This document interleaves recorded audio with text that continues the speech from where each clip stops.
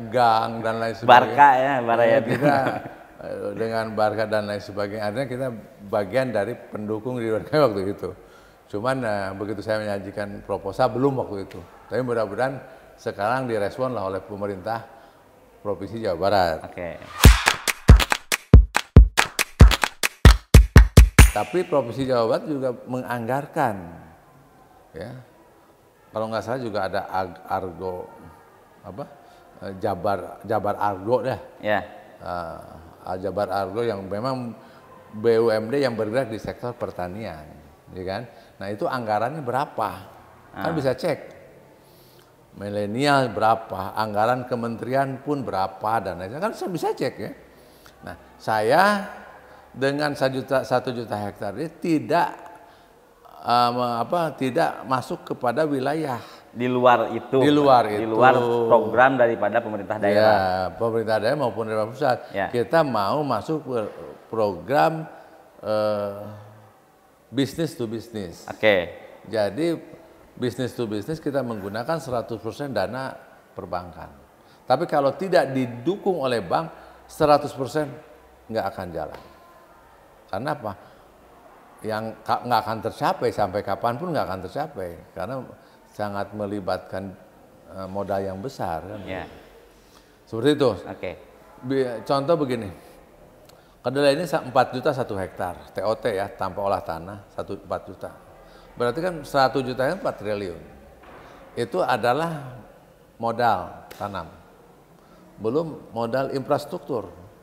Gudang tiap provinsi harus ada. Mesin sorter setiap provinsi harus ada. Grader setiap provinsi harus ada. Mesin grader. Kemudian drying juga harus ada. Gudang harus ada. Tanggal 8 nanti kita akan resmikan gudang pertama kita. Oke. Itu di Surade. Gudang pertama kita resmikan. Ini bentuk satu keseriusan. Oke, jadi teman-teman, idealnya untuk 1 juta hektar itu sudah tergambar mulai dari jumlah petaninya, kebutuhan infrastrukturnya di setiap provinsi dan sebagainya ya. Dan omsetnya atau value-nya per ini sekitar kalau itu rata-rata nanti 10.000 per kilonya ya. Ya paling tidak 15 triliun. Oke. Jadi itu perputaran uang 15 triliun rupiah. Ya. Itu untuk 1 juta hektar. Oke. Itu cukup luar biasa lah ya. Nah, jadi 15 triliun itu untuk 15 juta. Oke. bukan main ya. Ya. Karena kedelai ini adalah tanaman selak. Jadi tanaman sisipan. Jadi yang petani ini pokoknya nanam umpamanya padi, sisipannya kedelai. Nah, kalau menurut saya sih normalnya ya Pak ya, karena kan ini programnya dilakukan mandiri oleh timnya Pak Jaki juga udah ada gudang dan sebagainya juga kan udah ada ya, udah ada contoh. Itu kalau udah ada contoh ini udah sampai dengan artinya distribusinya seperti itu, saya yakin ini bank juga akan menarik karena kan yang diberi kredit utamanya adalah petani ya seperti itu. Bank bagaimana sponsor? Ya. Kalau kita nggak punya sponsor dengan bank ya kita begini-begini aja, ya, itu. Tapi kalau kita ada sponsornya, ya, karena bank di Indonesia perlu, ya sponsornya ya. Mudah-mudahan juga saya punya sponsor lah. Oke. Untuk sponsor untuk bank ini menjadi respon terhadap budidaya kedelai ini. Oke. Kalau berdasarkan alamiah apa adanya melalui AO setempat ya, dia masih lebih tertarik kepada UKM. Oke. Dia lebih tertarik penyaluran dana ini melalui kepada UKM, kepada warung-warung, perdagangan dan lain sebagainya, banding kepada pertanian. Seperti itu.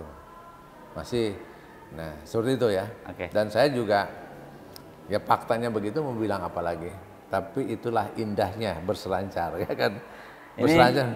Jadi kita nggak happy aja lah. Ya. Didukung happy. Maju terus. Maju saya terus. sih Tidak begitu. didukung juga tidak ada happy aja. Tidak ada henti. Ya kan namanya juga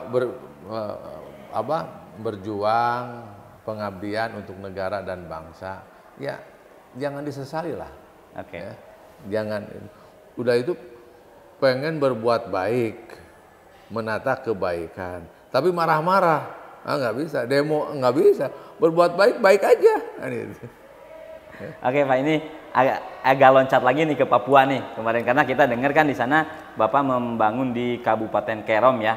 Di situ ada 200 hektar. Ya. Nah ini saya minta kejelasan nih, 200 hektar itu kerjasama bermitra atau Bapak beli itu lahannya? Jadi gini, kalau di Papua ini kan tanah itu tanah adat. Oke. Ya, kalau tanah-tanah yang masih ratusan hektar itu tanah milik adat. Di sana pemilik lahan namanya Ondo. Jadi Ondo ini adalah pemilik lahan, hak ulayat.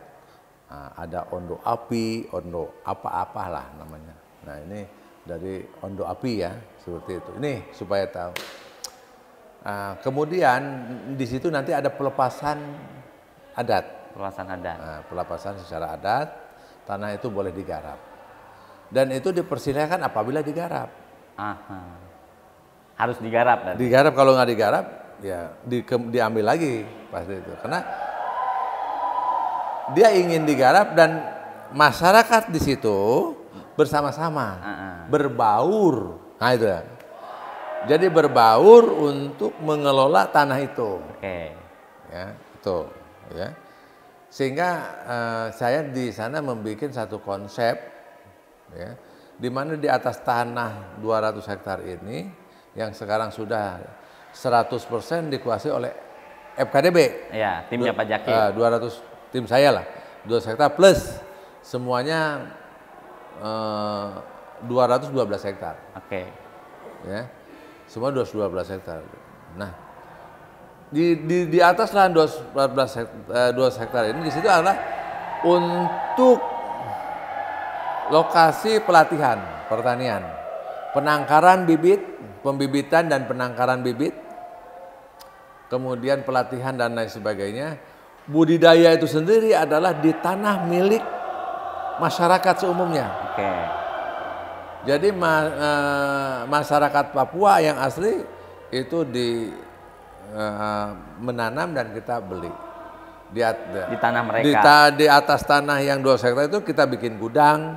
Oke. Kita bikin peralatan di situ ada peralatan pasca panen, di situ ada bibit dan lain sebagainya, pupuk dan lain sebagainya, saprotan di situ. Oke. Nanti disebar hasil panen di bawah situ, nanam di tempat masing-masing. Tapi baru satu komoditas aja, yaitu kedelai ya di Papua itu.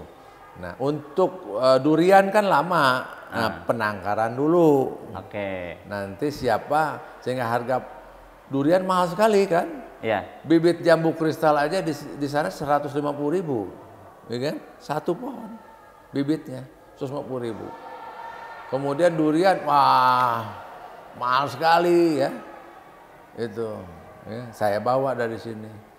Paling tidak kan jualnya dengan anggota ya, karena di sana ada namanya kelompok tani agromakmur. 80%-nya pribumi. Oke. 80%-nya orang Papua asli, 20%-nya boleh pendatang. Ya kan? Nah, nanti sesama anggota, kita jualnya murah.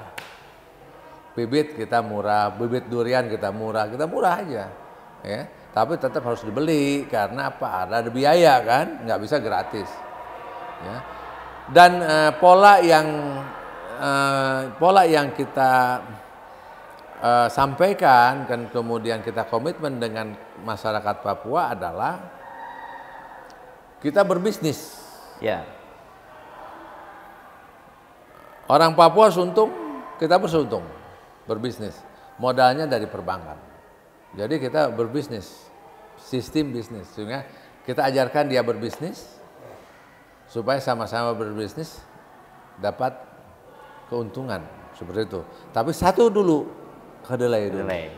Kalau yang lainnya nanti ngikutin. Ya, tentu saja kedepannya ada pisang kapendis, ada jambu kristal, ada durian, ada alpukat dan lain sebagainya, ada melon juga. Ya, kalau sudah bisa ya udah. Proyek nanti di sana kan selama-lamanya. Tahap pertama 5 tahun kita evaluasi, kedua 5 tahun kedua 2000 sampai 2042, nanti Desember 2042 bagaimana nih Papua ini kan. Nah, ini bukan hanya di Papua, ini nanti akan kita lakukan di seluruh provinsi ya. Mulai dari NTT juga. Kemarin di NTT, kalau di NTT kita masih kerjasama dengan kelompok tani, belum kita punya tempat. Kalau nanti kan tiap provinsi paling tidak ada satu tempat, di situ ada gudang dan lain sebagainya. Sama seperti di Papua, per provinsi ya. Seperti itu. Jadi itu ya bukti keseriusan Pak Jaki.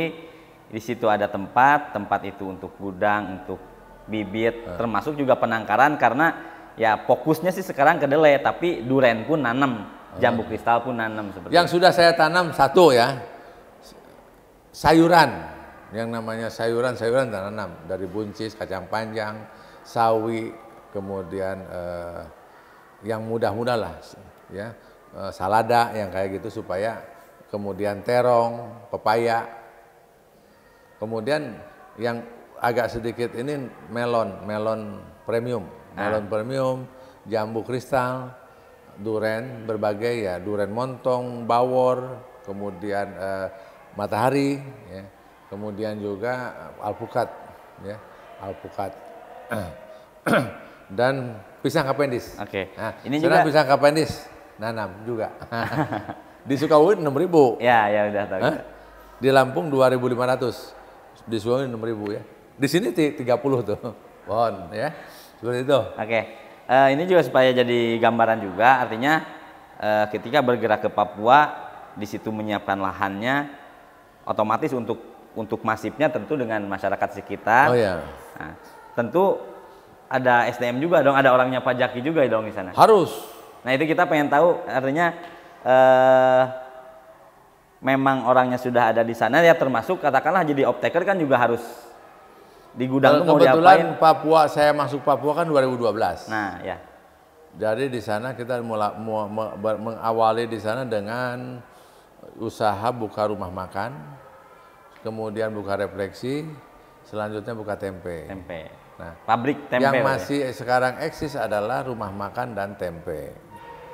Nah, asalnya masuk ke 5 kabupaten ya.